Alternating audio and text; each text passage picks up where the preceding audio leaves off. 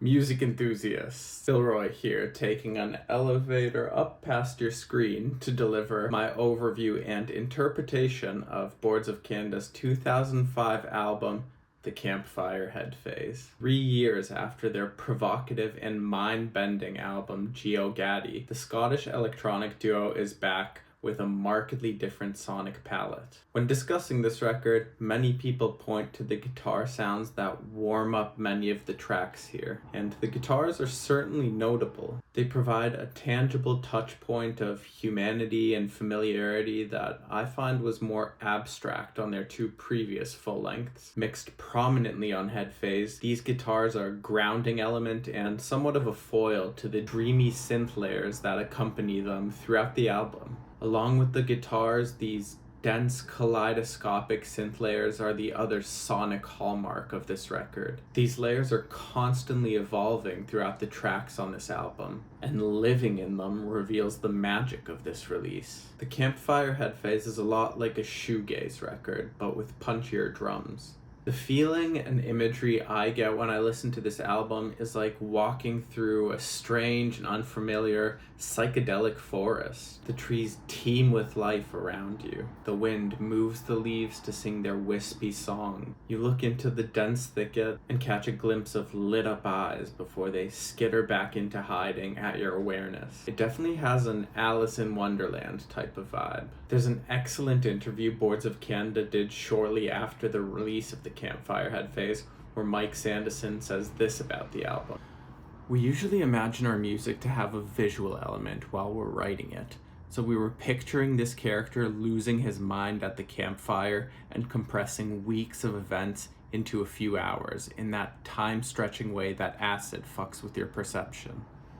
It's easy to hear what he means. The feeling of being isolated in nature and having your mind playing tricks on you is the unifying theme of this album. And as a side note, I definitely recommend checking out the whole article. It's a rare and enlightening look into the brothers' process, including a hilarious tidbit where they discuss purposely spilling coffee into their analog synths to get a warmer tone out of them. I'll link the article in the description of this video for those interested. But let's dive into the strange world of the Campfire Headphase. We enter via Into the Rainbow vein, a tape-mangled ambient intro that lives up to its name as it seems to scintillate with color, luring the listener closer until they fall into the colorful world of chroma key Dreamcoat. Dreamcoat starts with a simple, processed guitar melody that drives the song forward along with some punchy drums. The song stays pretty grounded in reality until the 1 minute mark where swirling synths plunge the listener down a kaleidoscopic portal. I can't say enough about how colorful this track sounds, with its iridescent synth and Foley layers that play against the foundation of drums and guitar. But the last minute of this track cuts out this driving foundation altogether in an ambient wormhole of an outro. The listener is spat out into the darker sounds of satellite anthem Icarus, and here, the prismatic character of the first two tracks is nowhere to be found. The track starts with white, noisy washes that sound like leaves rustling around in a dark forest,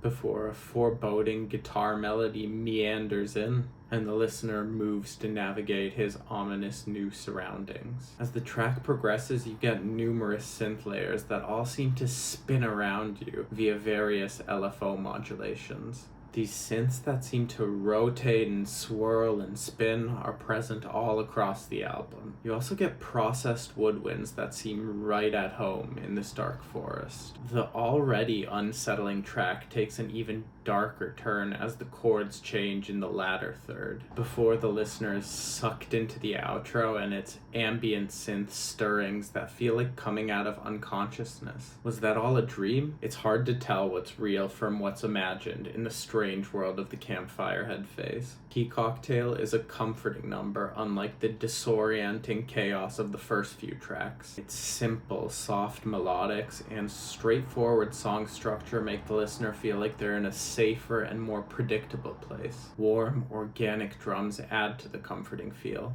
Near the end, some swirling atmospheric synths wrest the listener out of this comfort zone.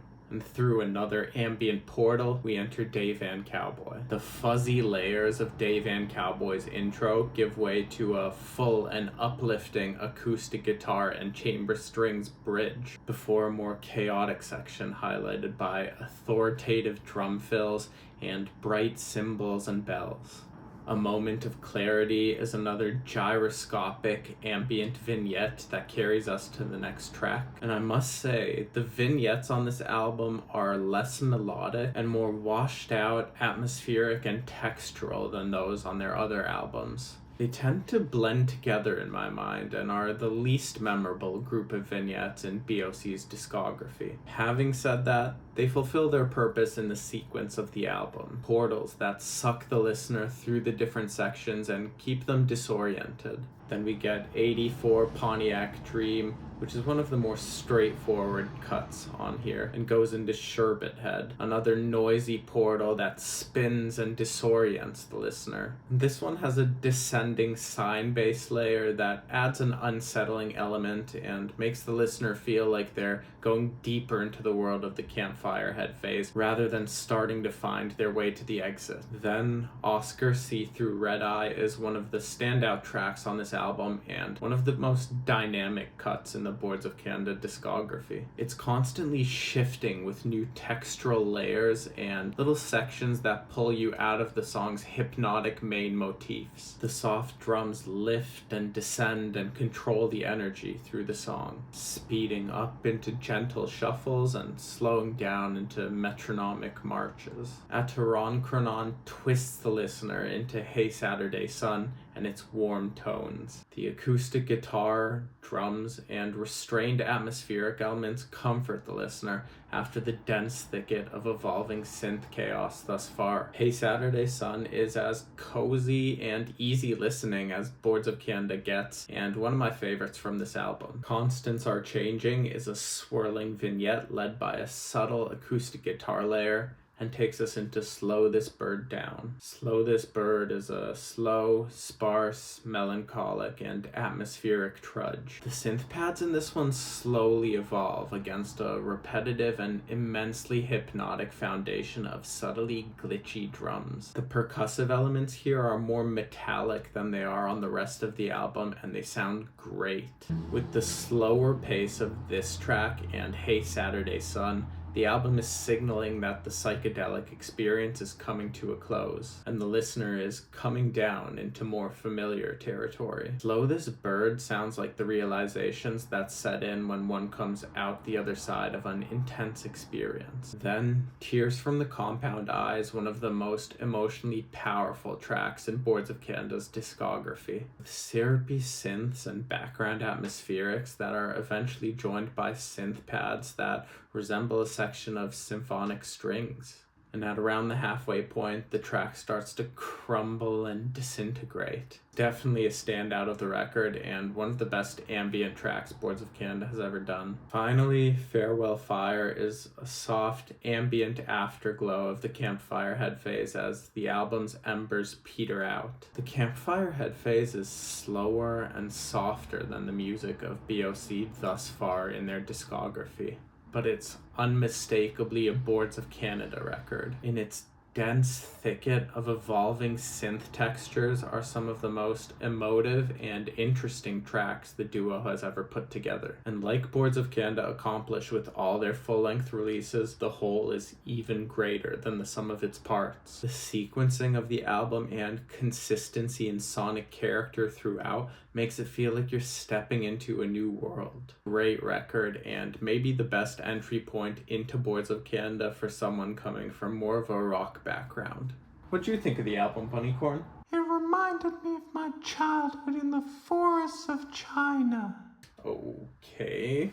If you made it this far, I'd love to hear what you thought of the album. What were some of your favorite moments or some of the things that I overlooked or missed? What are some other artists or albums you think I should review? Let me know in the comments. Thanks for watching, and I'll see you in the next one.